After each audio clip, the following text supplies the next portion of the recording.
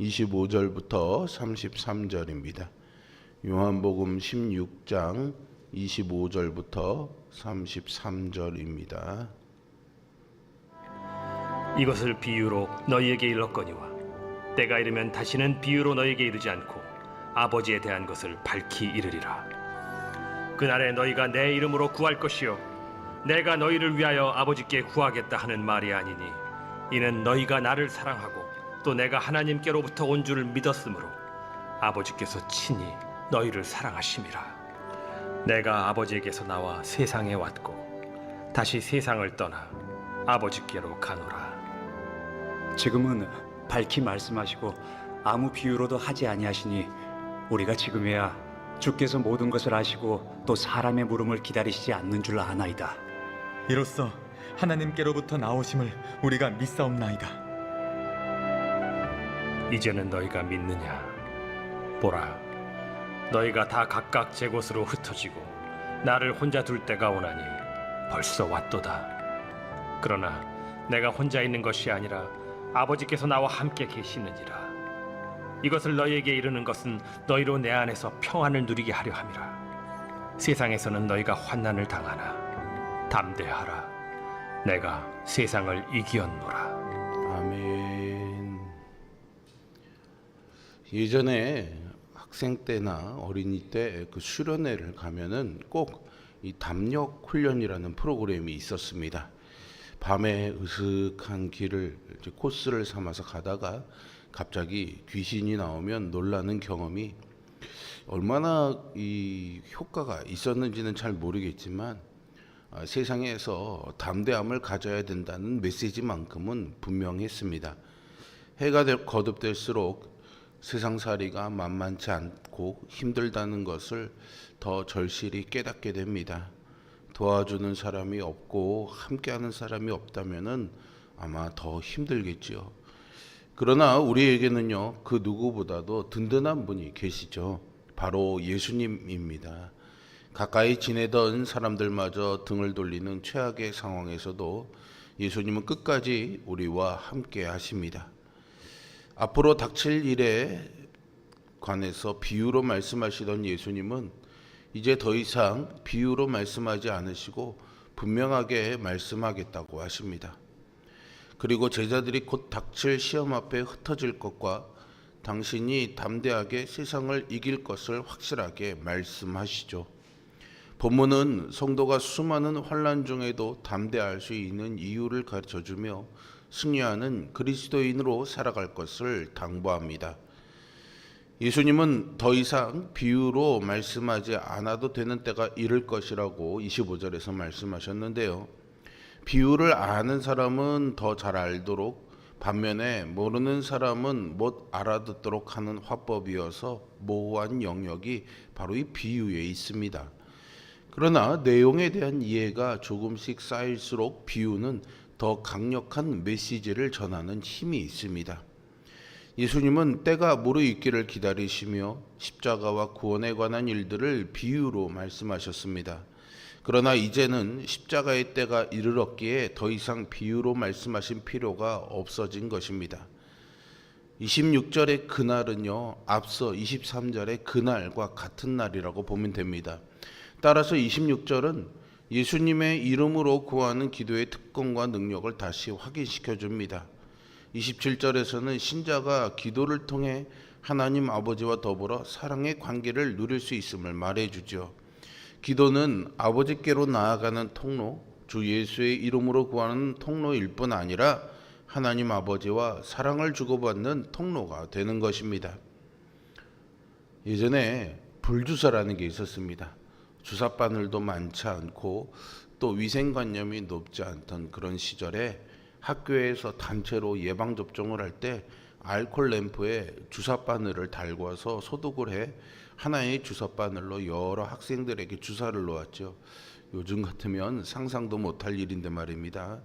이 주사를 맞는 것도 사실 무서운 일인데 이것을 뜨거운 불에 바늘을 달구는 모습까지 보면서 주사를 맞으려니 아이들 중에는 울음을 터뜨리는 그런 친구들도 꽤 있었던 것으로 기억합니다. 하지만요, 어른들은 주사를 맞을 때 울지 않습니다. 살아온 경험으로 이 주사 정도의 두려움 정도는 쉽게 이길 수 있게 되었기 때문이죠. 예수님은 이제 곧 남겨질 제자들이 두려움에 빠지지 않도록 전능하신 하나님이 아버지가 되신다라는 사실을 알려주십니다. 우리가 드리는 기도는 하나님 아버지께 성령님의 도움을 받아 예수님의 이름으로 올리는 것입니다. 기도는 단순히 우리가 하는 것이 아니라 삼위일체 하나님이 역사하시는 놀라운 은혜입니다. 우리는 기도할 때 하나님을 아버지라고 부르죠. 예수님 당시의 유대인들은 하나님의 이름도 부르지 못했습니다. 그러니 하나님을 감히 아버지라고 부르는 것은 유대인들에게는 신성모독이었습니다. 그런데 아담의 범죄로 하나님과 인간 사이에 막혔던 담을 예수 그리스도께서 십자가의 대속으로 허무심으로 우리가 하나님을 아버지로 부를 수 있게 된 것입니다. 하나님 아버지께서 그 자녀를 환난 가운데 그냥 내버려 두시겠습니까? 성도는 환난의 두려움에 빠지지 말고 하나님께 더욱 부르짖어야 하겠습니다. 예수님은 28절에서 다시 세상을 떠나 아버지께로 가노라 라고 밝히 말씀하십니다. 그러자 제자들은 지금에야 주님이 하시는 말씀을 이해할 수 있다고 말하죠. 그러나 이것은요, 부분적이고 불완전한 이해였습니다. 예수님은 이제 너희가 믿느냐 라면서 일단 그들의 반응을 받아주십니다. 그러나 이후에 32절의 말씀을 보십시오. 보라, 너희가 다 각각 제 곳으로 흩어지고 나를 혼자 둘 때가 오나니 벌써 왔도다 라고 말씀하십니다. 그동안 예수님은요, 당신의 부재로 인해 혼란스러워할 제자들을 위해서 예고와 경고, 격려와 권면을 이어오셨는데요. 제자들이 이제야 예수님의 말씀이 이해되고 예수님을 믿게 되었다고 말하는 순간 제자들의 배신을 예언하십니다. 제자들의 믿음은 피상적이고 부분적이고 불완전했습니다. 그래서 제자들은 예수님의 말씀대로 뿔뿔이 제 곳으로 흩어지죠. 그러나 예수님은 희망의 메시지도 잊지 않으십니다. 32절 하반절에 보시면 그러나 내가 혼자 있는 것이 아니라 아버지께서 나와 함께 계시느니라 라고 말씀하십니다. 제자들의 믿음은 불완전하지만 하나님의 도움은 확실합니다. 이제 예수님은 33절에서 긴 고별 강화를 마무리하고 있습니다. 환난에 대한 경고와 더불어서 담대해야 될 이유를 말씀하시죠. 예수님은 먼저 내 안에서 평안을 누릴 수 있다 약속하십니다. 격동의 세상, 혼란과 불안, 염려와 근심의 세상에서 평안을 누릴 수 있는 길은 주 안에서뿐입니다. 그 이유는 주님이 세상을 이기셨기 때문이죠. 제자들은 비록 세상에서 환난을 당하지만 예수님이 세상을 이기셨기 때문에 담대히 세상과 맞서며 진정한 평안을 누릴 수 있게 되었습니다. 이것이 제자들을 위한 모든 격려의 말씀의 결론이며 이 땅을 살아가는 모든 제자들을 위한 같은 격려가 됩니다. 세상을 이기신 주 안에서 평안 누리시기를 축복합니다. 그러니 담대하십시오. 언젠가부터 교회 안에서 나 상처받았어 라는 말이 자주 쓰이고 있습니다. 누군가 잘못을 지적하고 권면할 때 이 말이 유용한 방어 무기가 되기도 합니다. 혹여 내가 상대방을 실족시키는 것은 아닌가 하며 아무 말도 할 수 없게 만들기 때문이죠. 문제는 그러다 보니 부딪히고 깨지고 다듬어지며 자라야 할 성도가 여전히 젖먹이 신앙에만 머물게 되는 것입니다. 젖먹이 신자는 교회 안에서 돌봄 속에 머물며 영적 전투의 현장인 세상으로 나아가기에는 늘 두려움을 갖습니다. 제자들은 이제 곧 예수님을 버리고 도망칠 것입니다. 제자들 중 누구도 예수님이 십자가에 못 박혀서 죽임을 당할 것이라고는 상상도 못했을 것입니다. 예수님이 떠나고 앞으로 제자들이 마주해야 될 세상은 두려움 그 자체이죠. 핍박이 있고 그로 인한 순교도 있습니다. 그런 세상을 마주해야 되는 제자들에게 예수님은 평안을 이야기하십니다. 로마의 군병들은 예수님께 가시관을 씌우고 갈대를 들리고 예수님을 희롱하며 유대인의 왕이여 평안할지어다 라고 했습니다. 그들이 말하는 평안은 공포였고 두려움이었습니다. 세상은 신자들에게 늘 거짓 평안을 외치고 참된 평안을 줄 것처럼 미혹합니다. 그러나 참 평안은 세상이 줄 수 없습니다. 오직 예수님만이 주실 수 있습니다. 비록 오늘 환난을 당한다 할지라도 성도는 그리스도께서 세상을 이기신다는 것을 믿어야 합니다. 성도의 담대함은 오직 주님의 평안을 누리는 믿음에서만 나온다는 사실을 꼭 기억하시기 바랍니다. 우리에게는요, 늘 미래에 대한 걱정이 따릅니다. 우리가 어쩌지 못하는 일에 대한 두려움도 있죠. 그러나 전능하신 하나님이 우리의 아버지가 되심을 믿는다면 담대할 수 있습니다. 예수 그리스도께서 세상을 이기셨다라는 이 믿음이 우리에게 평안을 줍니다. 두려우십니까? 염려가 되십니까? 담대하십시오. 주님이 함께 하시기 때문입니다. 우리는 무슨 일을 만나든지 먼저 주님께 아뢰고 믿음으로 세상과 싸우기를 힘써야 합니다. 많은 사람이 신앙생활과 삶을 분리시키고 시도하는데 이것은 마귀가 짜놓은 각본입니다.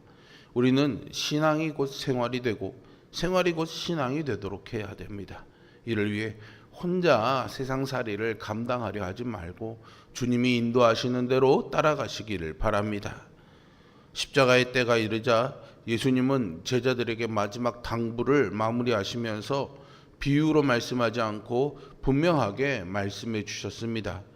제자들이 결국에는 흩어질 것이지만 세상을 이기신 예수님은 당신 안에서 평안을 누리며 담대히 환난을 통과해야 될 것을 제자들에게 부탁하시죠. 여전히 연약한 우리에게 주시는 이 강력한 승리의 메시지를 의지하는 우리가 되기를 바랍니다. 주 안에서 주님이 우리에게 주시는 이 평안을 누리며 담대하게 이 세상의 환난을 이겨내는 우리 모두가 되기를 주님의 이름으로 축복합니다. 기도하겠습니다. 사랑과 은혜가 풍성하신 아버지 하나님, 여전히 우리는 세상 속에 살아가며 말씀을 의지하며 용기 내보려 하지만 부딪히는 문제들과 뜻하지 않는 일들, 내가 감당할 수 없는 일들에 부딪히며 실망하기도 하고 절망하기도 하고 염려하기도 하고 두려워하기도 합니다. 주님, 오늘 이 말씀을 힘입어 다시 한번 주 안에서 평안 주시는 은혜를 누리며 용기 내어 살아갈 믿음을 바라봅니다. 우리에게 도움이 되어 주시고 우리의 힘이 되어 주시고 나의 피난처가 되어 주시고 나의 평안이 되어 주시옵소서. 아버지 하나님, 우리를 붙잡아 주시고 성령의 인도하심을, 성령의 도우심을 우리에게 허락하여 주옵소서. 예수 그리스도의 이름으로 기도합니다.